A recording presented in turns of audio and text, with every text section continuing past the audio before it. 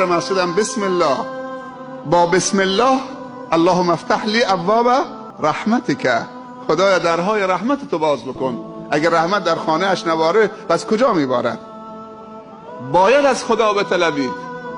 همینجور که در خانه خودشو باز کرد باید تو خانه خودش ازش بخوای که در رحمتش هم باز بکنه. اللهم افتح لی ابواب رحمتک، خدایا درهای رحمتت را بر من بگشای. آیا خواهان رحمت خدا هستیم یا نیستیم؟ همطوری سرمو انداختیم پایین داریم میایم بدون نیت. طمأنینه لازمه.